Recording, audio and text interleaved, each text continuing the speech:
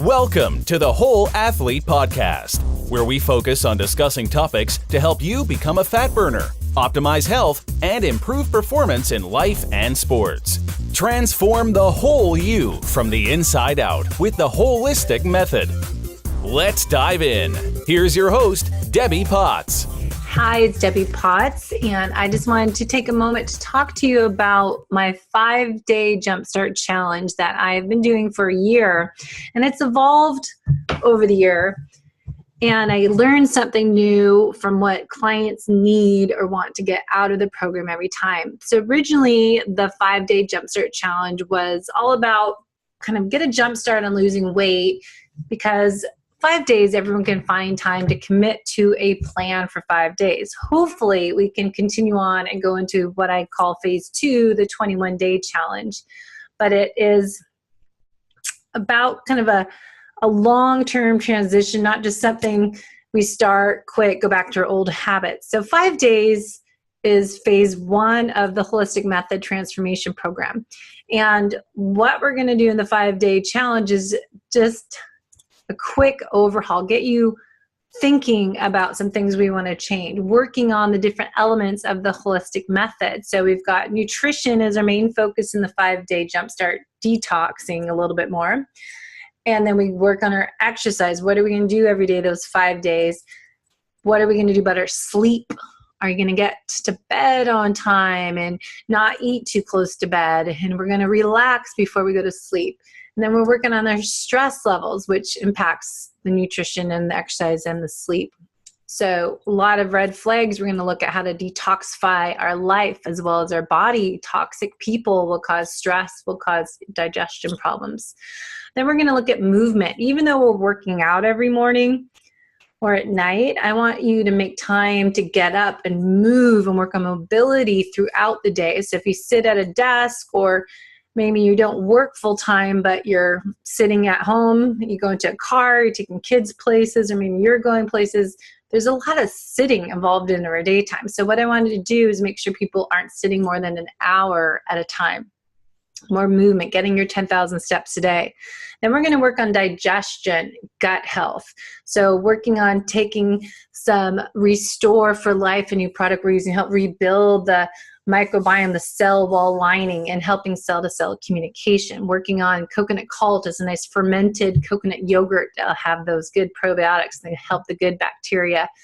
And then we're going to work on slowing down when we're eating and chewing our food. So a lot of digestion issues is starting north, working south. So it's just taking some moments, getting focused time when you're eating.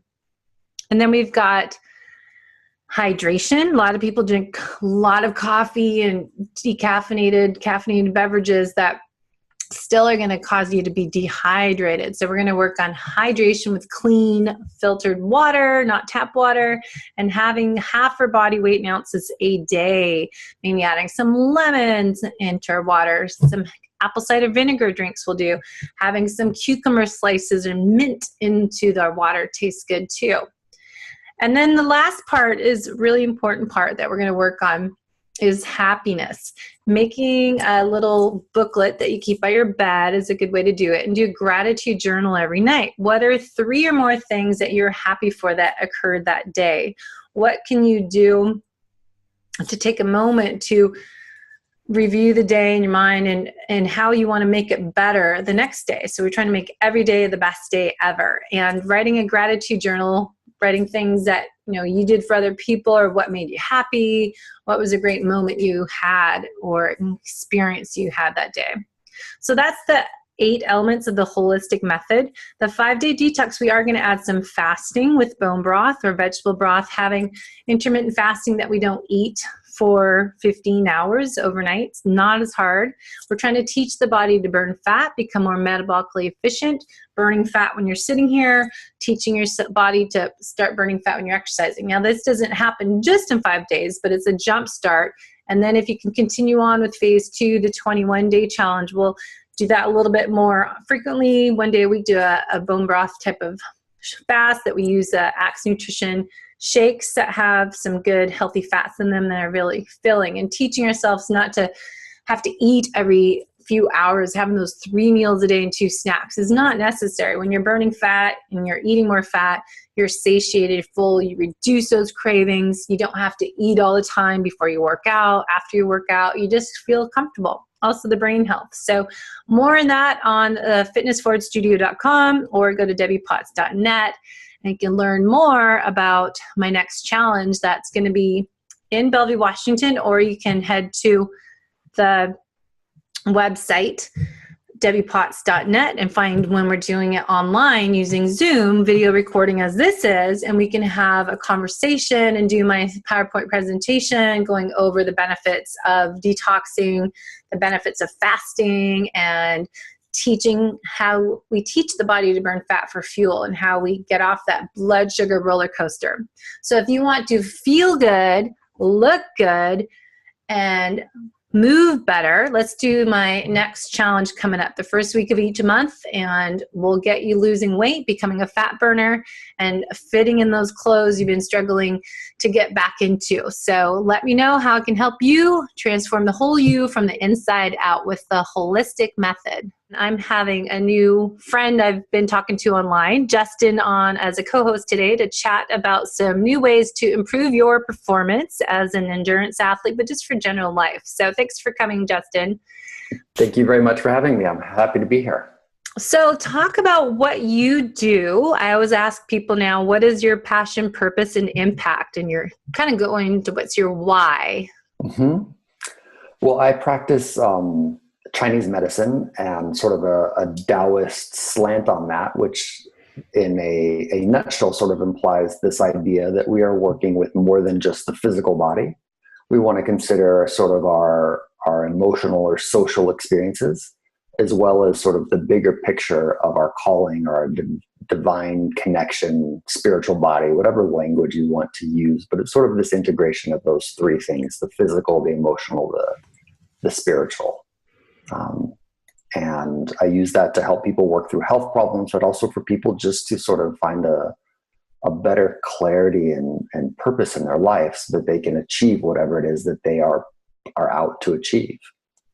Do people come to you knowing what a lot of people don't know that, like they don't have a purpose or they're just lost, and sometimes they come for other reasons. How do people find you? And you probably if you change their awareness. Yes. So people usually come for one of two things. Occasionally I'll get the third, but there's sort of like 3 layers that people will come with. One is like, I know I'm unhappy. I can't quite put my finger on what it is. I haven't quite found my calling. There's something there, but I just can't quite grab it. And so they'll be looking to do some sort of self-discovery work. The other will be, I know what I want to do, but I'm stuck in this repetitive cycle. I can't seem to break this pattern. I can't break this plateau in what it is that I'm trying to achieve. I keep hitting the same walls.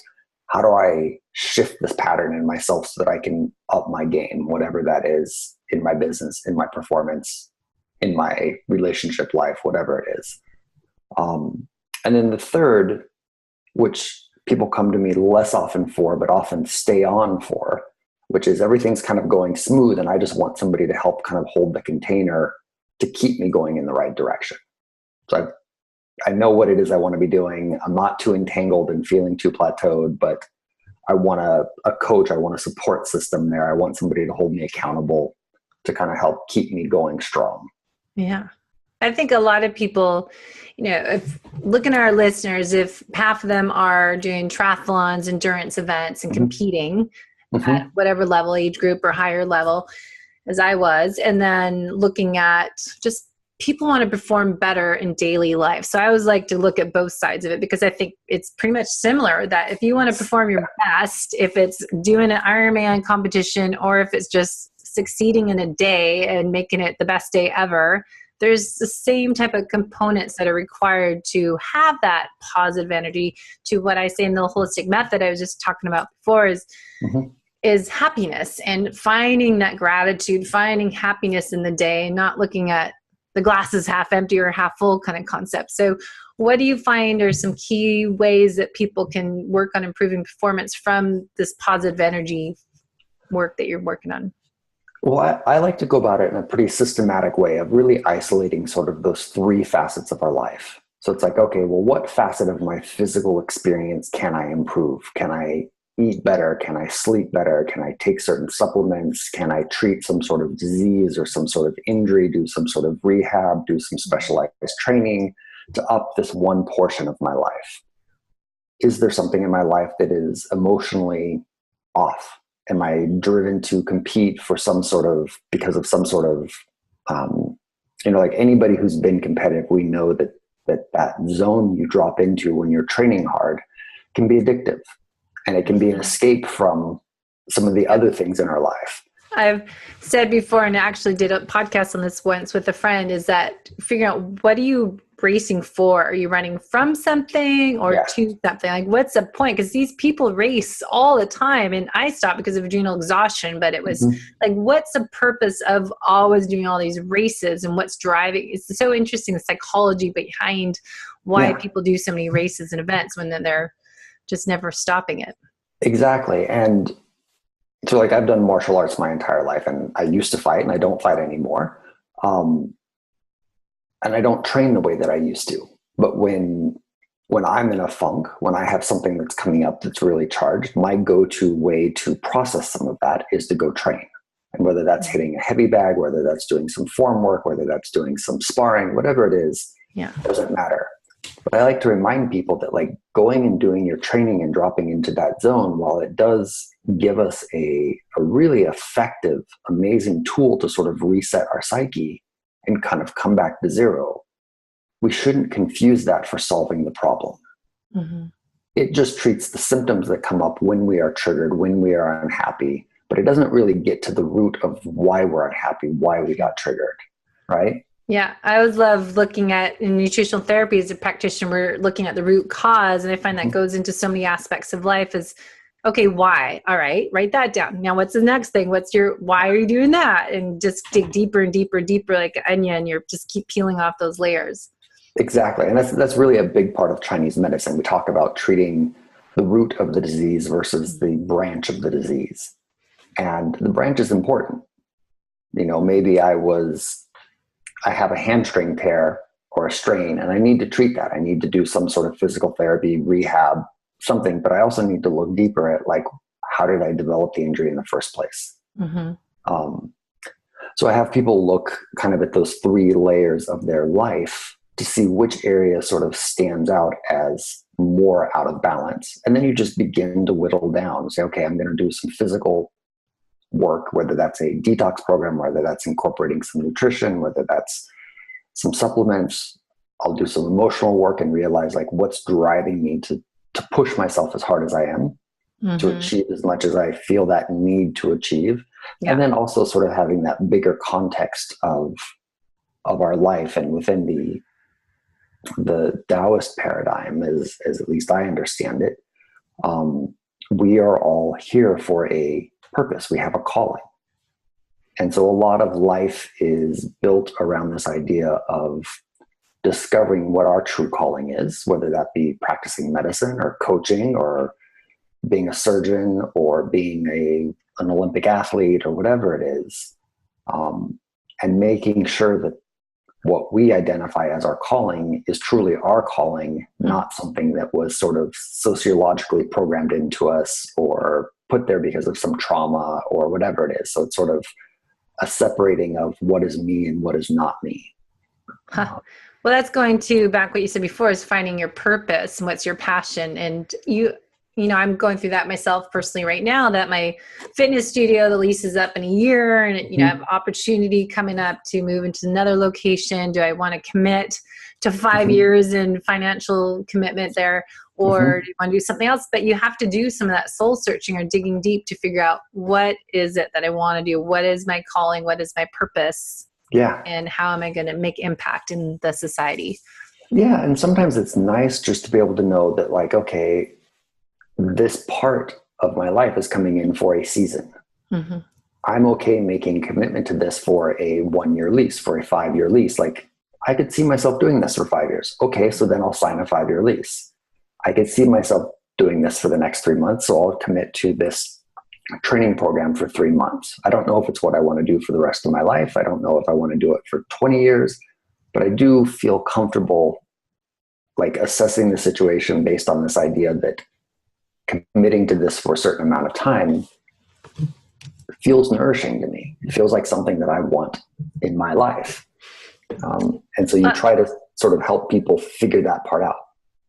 The two words I just was writing down is fear and risk. And I think a lot of people experience that, as I remember in college, one thing I remember is that, going into the circle of the unknown and keep expanding that comfort zone circle, that you're not just staying in there, you have to step out of it and keep expanding it, because these people are afraid to do something different, afraid to move on, or just to change, to break from, all right, I always do this race and this is how I train, or this is my routine, and to change that up, I think it scares people. And I'm sure that fear of the unknown and what's going to happen, if it's taking that risk of, starting a new business for 5 years, do I take that financial stress? Is it going to cause me adrenal exhaustion again? Or, there's just that unknown is scary to people. Yeah. Yeah. Within, the classics of Chinese medicine, they say there's 2 causes for all diseases. And it's this sort of conceptual idea, right? Because there's, of course, millions of causes for diseases. But conceptually, it is fear, contraction, or the inability to adapt when we're being forced to adapt. Something changes and we want to resist the change. We will eventually get sick because we're fighting what is.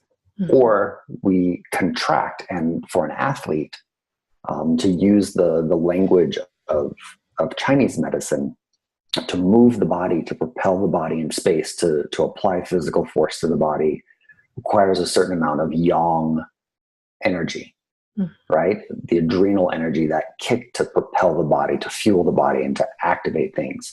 And fear is the exact opposite vector of that.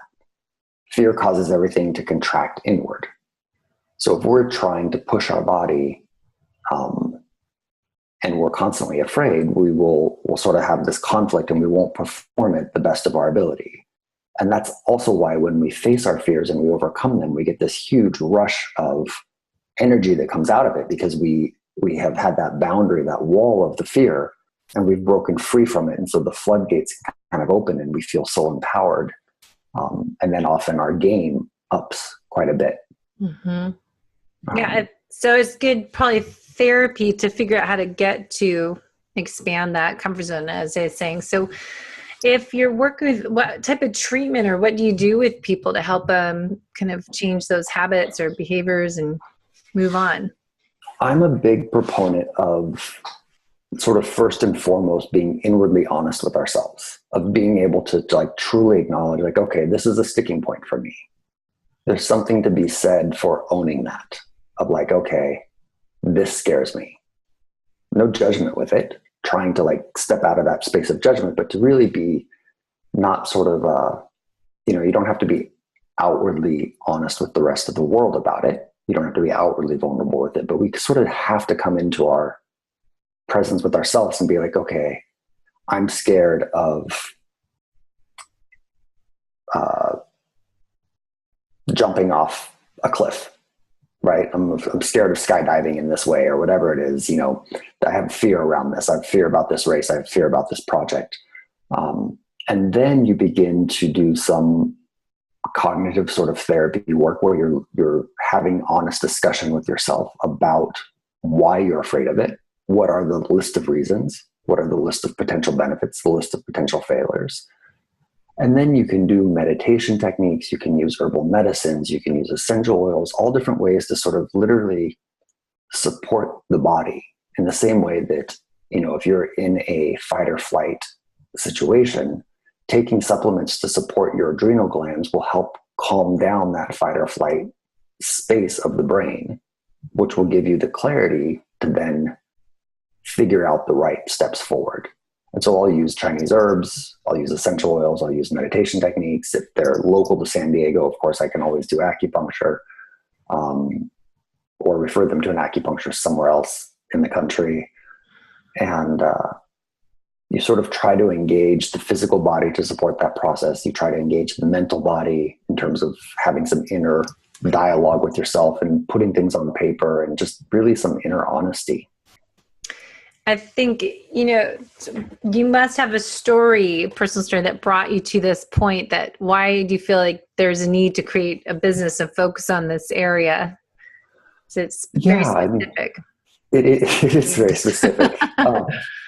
It is. And it's been a process. I got involved with Chinese medicine from my background in martial arts. I started training martial arts at a young age. I loved it. I resonated with it. I became kind of obsessed with it. And then within that scope of martial arts, there is a branch of it that is the study of Chinese medicine, how to treat the bruises, how to treat the injuries. In ancient China, the martial arts teachers were the osteopaths, they were the chiropractors, they were the bone setters for fractures and sprains and all that sort of stuff. And I was just very intrigued by it. And so I sort of began my study around the performance of the body. But then there is this component to classical martial arts, which is you train really hard, you push the body really hard, and you give the body specific nutrition to support that training. And then at the end of training, you also have to meditate. Because if you don't have that quiet time at the end of training, you deplete the body. You drain the body. You never get a chance to restore and reintegrate everything. See, that's what's missing, I think, in most people's workout plans. We're just talking about this because in the fitness industry, which I'll be down in San Diego end of June for the Idea World Fitness Convention with 10,000 people plus from around the world doing fitness. And what the thing is, the trend in fitness for years now has been HIIT training. And what does fitness industry do? Or same with weight loss, whatever's hot, everyone overdoes. Now it's like, oh wait, I'm going to do high intensity interval training, or triathletes are doing everything red zone, working in their tempo when they're supposed to be building the aerobic engine. And anyways, people are overdoing it in life. So you go back to that, the parasympathetic and the sympathetic nervous system, that your adrenals, you're supposed to, run from the line and then rest and recover. So it's interesting that you're saying in your sport that people work really hard and then they meditate to bring that back down. And I think that's an excellent point that a lot of people should implement into their own triathlon training or daily life program, that you go hard all day or your workout session, but then reset, reboot, and recalibrate at the end. Like we added the infrared therapy room into my fitness studio, Sunlight and Brand. And the biggest challenge for everyone is not the cellular health, but the sit there and relax and don't do anything. It's the hardest. So that's a great point. Thank you for sharing that. It's a really important part of the traditions of Asia, at least, where there is this thing, like, on the realm of martial arts, like you're training to fight. So there is a certain degree of like intense stress that comes out when somebody's trying to punch you in the face. Right. Yeah. Definitely the fight or flight nervous system. And so over generations, over many years of different people teaching and observing the patterns that developed in their students and in themselves, people realize we need this balance between this intense training where I push my body, but also needing to balance my nutrition, my breathing, my meditative side of things, so that I can sustain this through the entirety of my life, because I don't want to compete for 10 years and then be broken. Same with triathlons. Why I haven't raced for 5 years is because I totally, whatever technical word, but burned out my adrenal glands that I can't run over 10 miles without fatiguing my body out. So, that's why I speak more about it as well. As what you're talking about is you have to learn how to go back and forth between those nervous systems and not push through it until you're broken. Yeah. And then once you understand I need to do something to restore the body, then you can start to sort of systematically select tools that match that. And that's really, for me, the beauty of the thinking process of Chinese medicine is it's the concept versus the tool. So whether I use a supplement, or I use an herbal medicine, or I use an essential oil, or I use a breathing technique, or I use acupuncture, or I use massage, or I use infrared, that part is sort of like, pick the tool that resonates for you, but get the concept so that you're not limited to this tool or that tool or another tool. And you try to sort of like get this bigger picture of the concept. So then say I want to use breathing as my tool. I can do breathing to help relieve acute anxiety, or I can do breathing to help restore my body at the end of a really hard training session. And the way that I breathe will be different because what the body needs is different.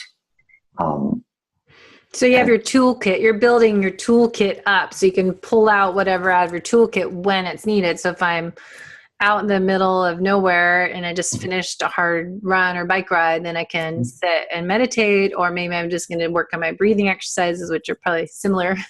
Or if I'm at my studio, I can do, someone can go do Norm Attack and then do their infrared or something like that. But if you have more options.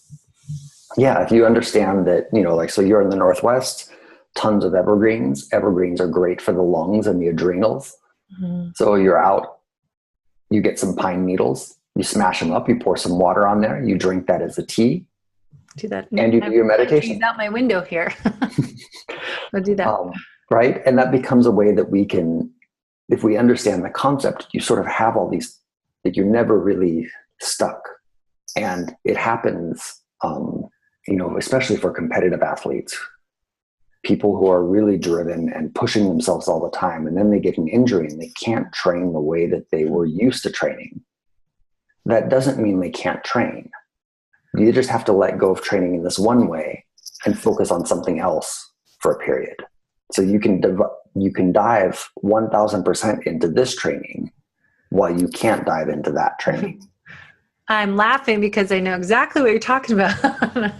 It is true. And I hate the age excuse. And I say that all the time in this podcast, but it's like, it's not that I'm getting older. My body's different and I have to train differently. If I'm going to do a half Ironman this September, I need not do the training program I did so well on before that I would be top in my age group, top 3.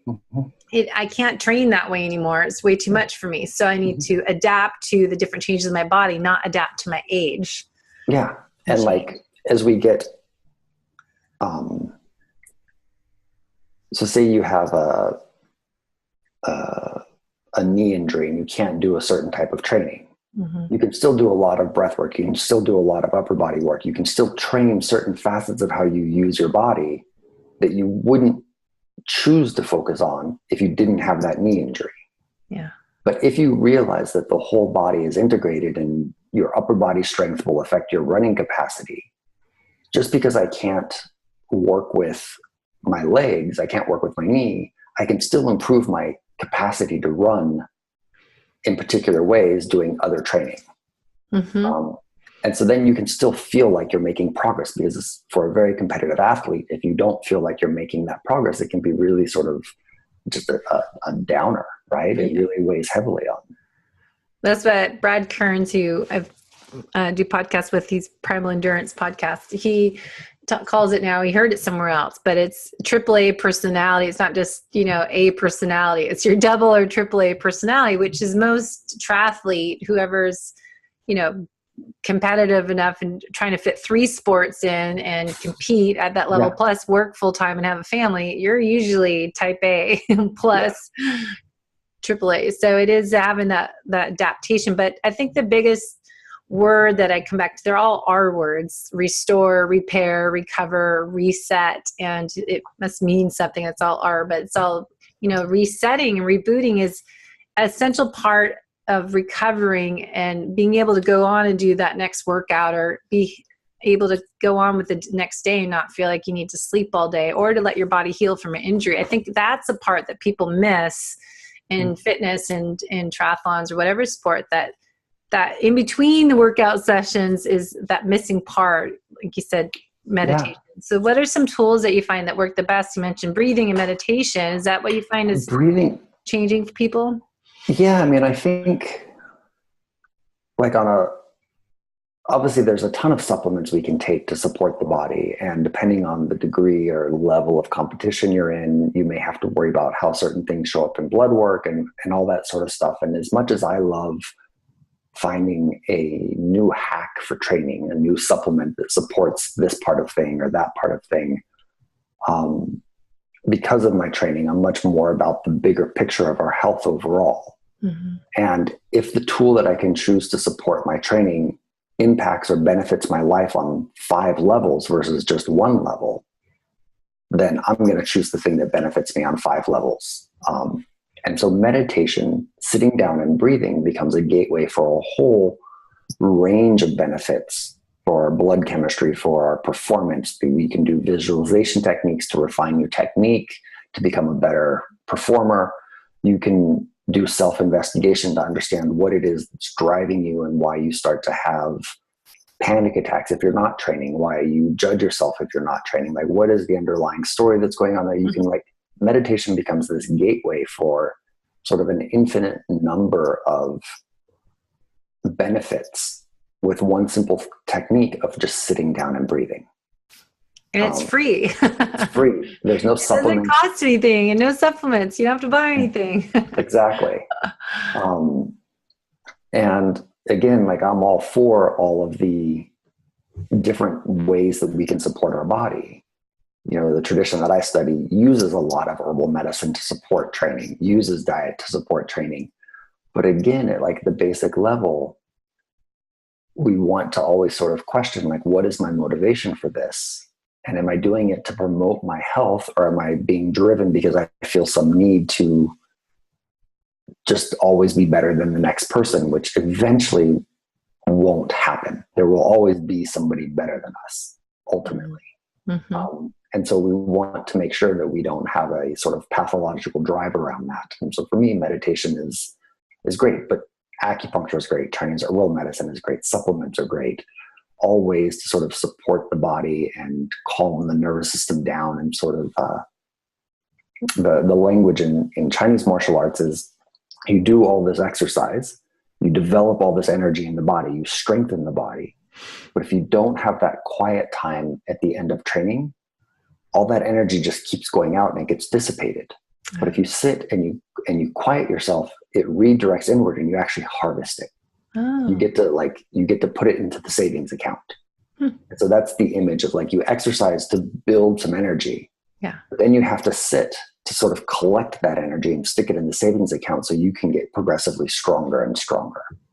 So you're saying after a workout is over, people should just sit and breathe. And be still, sit and breathe. Quiet. Mm-hmm. Quiet the mind. Lay down on the floor, do, corpse pose in yoga, go sit in the sauna, just sit in a quiet corner, go sit underneath a tree, do something where you just sit long enough. And most of us will know this if you've had a really hard workout. There comes a point in your sitting afterwards where you just feel like everything comes back into a calm state. Mm-hmm. It's like a switch gets flipped, right? Yes. And that's how long you have to sit. That might be 5 minutes one day. It might be an hour another day. But what we really want to do is develop that capacity to listen, to be like, okay, things just came back into center. Now I can move on with my day. Mm-hmm. And I know a lot of professional athletes do that. I know my friend Erin Carson in Boulder, she trains a lot of the pro athletes that are Raleigh Sport Club. And they actually have I haven't seen it completed, but a recovery room. So when you finish that bike ride and before you go shower and go home and be a family member, you have a time to reset, recalibrate with the recovery boots, Normatec. And then I was talking about getting the infrared saunas for people because the infrared treatment's so therapeutic. Yeah. But just having a space that you have, okay, no cell phones, don't sit there and read your Facebook updates while you're out working out, which I think most people do. Mm-hmm. And just don't even look at your phone, don't turn it on, keep it turned off while you work out, and afterwards turn off that cell data or put on airplane mode and just be quiet mind and just have that transition period. Then you can shift back to life. But I think that is a great great point to reset and just take, however long it takes to feel that shift. And, an interesting part of the traditions that came out of East Asia is that there is this very deep relationship between physical exercise and personal development, personal cultivation, that our capacity to look inward and really get to know ourselves and work through our traumas is actually at its highest after we've worked out. Wow. We've moved all of this energy. We've expressed all of this pent up frustration, stagnation of energy that is sort of builds up because life is what life is. And it's once we've dissipated that sort of underlying buzz that's inside the body, we can actually be calm enough to really have some deeper reflection. And so there's this beautiful capacity to tie the two together so that we become healthier internally because of our exercise. And the capacity of an extreme athlete, take somebody like a mountain biker, their capacity to have focus is developed to a really high level, because if they don't pay attention to what's in front of them on the mountain, they're going to crash. So as they go into meditation, if they can bring that skill that they developed while riding on the mountain into their meditation, they can also maintain focus better than an average person. And that's what happens for most athletes. They can drop into the zone. That's a great takeaway. And I think a lot of times part of our HP axis, our adrenals, get so overworked. We are, what I say, living a race.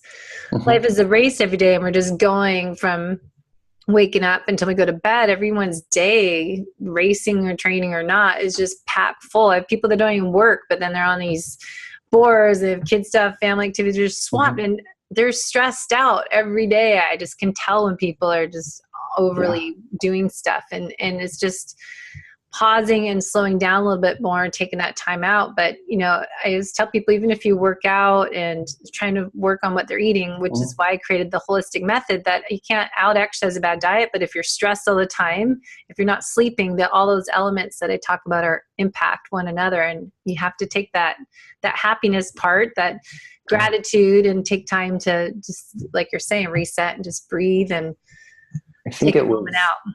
I think it was Thich Nhat Hanh who I heard say it the first time, but it was sort of this idea of like, how often do we give ourselves the gift of just sitting down and breathing? Yeah. Permission. Right? Can I just sit here for 5 minutes and not worry about, am I doing some fancy meditation technique? Is my mind bouncing all over the place? Like, just let go of all of that and just follow the breath in and out for 5 minutes. And not feel guilty. I know so many clients that I have that I work with feel guilty for taking time out of their day to come work out. Like, no one else is taking a break at work. I'm like, yeah, they should pay attention and see how you feel afterwards and how much better you are to work around, because you're taking time out for you. And it's not a guilt thing if people aren't doing something. I think you have to, that old saying, put the oxygen mask on first, is true, that you have to take time out for yourself first and make your health a priority. So you're just overly taking ownership of your own health. It's so important.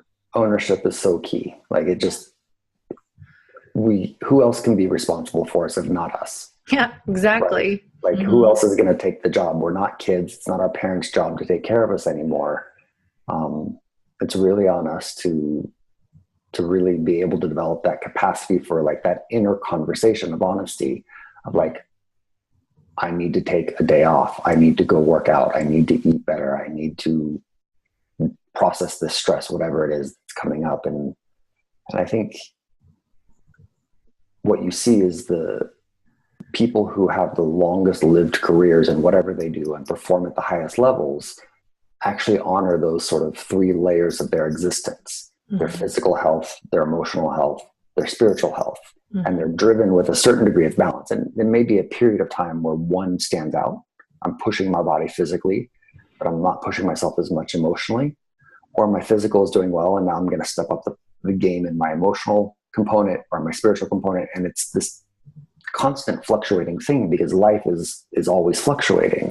Yeah. But the people who seem to go the farthest sort of honor all 3 layers of what that human existence is. And so for me, that's always at the center. It's like, am I in balance with what I'm doing, or do I need to up my game here, or do I need to relax my game somewhere else? Do I need to like step away from focusing on this part of it because I'm out of balance? Let me put a little more attention on this other facet of my health. It's totally what I'm working on right now, because I did that yesterday. I told someone I am in this group, I said, I got to step down to the less busy group and just simplify, because I'm trying to detoxify my office. Actually, college textbooks, I've been in college for a long time, just cleaning stuff out of these notebooks. And like, how many years do I need to keep these workout logs in my notebooks from work? You have to detoxify and cleanse outside and inside, and doing my restoring my gut health and my infrared treatment and just trying to making that time for all of that, but just getting rid of stuff that sucks the energy robbers of people and things that are just bugging you that you just need to step away and clean it out, do some spring cleaning. But I think it's an important part to feeling better and making those decisions. And like when people come to see me for supplements, they're trying to figure out what's the next best supplement. Yeah. Many times what ends up happening within what I would say would be the weakness of the Western paradigm is there's always the next new best supplement.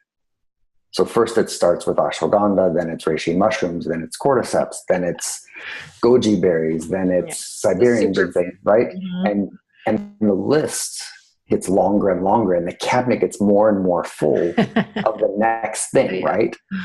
And so in Chinese medicine, just because something is good doesn't mean it's good for you right now. Yeah. And so I try to walk people through this process of like, well, let's look at what you're really putting into your body right now for the season, for what's on your plate with your emotional life, your physical life, your spiritual life. And let's really try to like fine tune it down to like 3 things or 4 things that really are going to work with the core of what you need right now. And it's not that these other things aren't good, but they're also, if they're not the right thing for you right now, they're also a distraction. And they will take you away from reaching your peak performance because you're not putting your energy where it really needs to be for you to reach that next layer of who you're supposed to be. Yeah. Well, that's why I'm explaining what nutritional therapy practitioners do. They do the functional evaluation. And for years I was doing that, seeing all these people reading this. I have my bag of supplements, my herbs, my drops. I go see another naturopath. My bag keeps getting bigger and I take it 3 times a day. And this time, I mean, it's just stressful trying to take care of it. It was more of a stress. So when I discovered nutritional therapy practitioners where they do the palpations, different reflex points, but we do neurolingual testing or muscle testing. I don't know if you do that and find, okay, which supplements does my body need right now? And I see someone every month to well, here's what I need to work on. This is what my body's saying it needs and what it's lacking, and to find that homeostasis. But this probably similar to what you're doing. It's like, you don't need everything. Let's find out what your body needs right now. And I think it's important to figure that out because you don't know working by yourself. Yeah. And to know that like what your body needs is constantly changing. If you're preparing for a race, if you're after a race, it's the spring versus it's the winter versus it's the summer, the nutrition that our body needs is going to be different based on those things. That's good. We want to not think that like, it's like a basic example, a ketogenic high fat or high protein type of diet that is generally very warming and sustaining for the body is a very different diet than a raw vegan diet. And in the midst of winter up in Seattle, a warming diet is going to be better for you than a cooling diet. Raw food that is cold salads, fresh fruit, those sorts of things in the middle of winter in Seattle is going to be harder on your body than a warm soup. Even if you're still having a vegan diet where you're eating just plant-based foods, having that as a cooked food will be different than a raw food, a smoothie. And trying to help people realize that like what our body needs in the summer versus the winter is also like it's an important tool for maintaining our health overall. That's great. So we're running out of time so fast. I love talking about this stuff because it's right when I was looking, I have, I was saying a year left in my space, and my dream is to have this holistic method studio, the whole athlete, and have personal training that we do, 2-3 people have the infrared treatment, 2 to 3 of those, have the breathing exercise room, acupuncture and stretch therapy, and have all those modalities into one place, because you need all of that to take care of you, and then do nutritional therapy and workshops. But I think it's so important to really treat the whole person from the inside out. And that's kind of what I do when I'm trying to progress to, as well as you are. So I think similar passion and purpose, but different modalities. So it's good to hear different sides of thinking of the Chinese medicine side. So how do people find you? You can find me on my website. It's my name. It's justinehrlich.com. It's JUSTINEHRLICH.com. It's the best place to reach me. I'm on Facebook and LinkedIn and all that, but my website is really the place to find me. And did I miss you? I've interrupted you again, but before you were going to say something. It's okay. I was just going to say that, yeah, I mean, what you're basically outlining is this idea of a concept of taking care of the whole person. And then the tools, you have an infinite choice. And that's really the beauty of it, is we get that concept that it's about the whole person. You're not tied to thinking, oh, everybody has to do infrared, or everybody has to do acupuncture, or everybody has to do HIIT training, or everybody has to do whatever. It's like, no, let's really look at the whole person and find a way to round them out so they can up their game in a sustainable and hopefully much more productive way. Yeah. And everyone's individual. So, and by individuality, we need to address, because what you and I can eat and what the next person can eat and what we need to do to stay healthy is totally different. So I want to address the importance. And that's why I try to focus on the podcast, the Whole Athlete podcast, that we're teaching and improved performance, but it's not just doing a high fat, low carb diet, but it's working with you as an individual of all the different elements we talked about. So thank you for coming on the show and finding me to come on to the show. It's been great. Yeah, it's been great. Thank you for having me. Do you have to have you meet my friend who does body work and breathing exercise and all that, and Gung Shua or whatever it's called. It's a movement training. Washa. He moved down to San Diego. He used to work for me. And Scott Olson, I'm going to have to connect you to. Yeah, connect us, definitely. Perfect.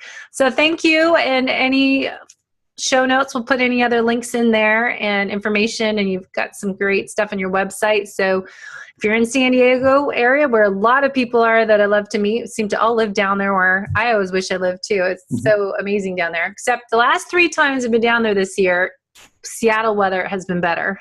Seattle's an amazing city. I lived up there for 6 years, so I love the city. It's great, but I love San Diego too. So thank you. And if everyone's down in there, you can find Justin, and we'll make sure you go to the YouTube channel, the Whole Athlete Podcast. Find us there, because you can watch us as well as listen on audio versions on iTunes and other podcast channels. So talk to you soon, and thanks for coming out today. Thanks for having me. It's been a pleasure. Thanks for listening to the Whole Athlete Podcast. If you have any questions, feedback, or topic suggestions, let us know on Facebook or at wholeathletepodcast.com.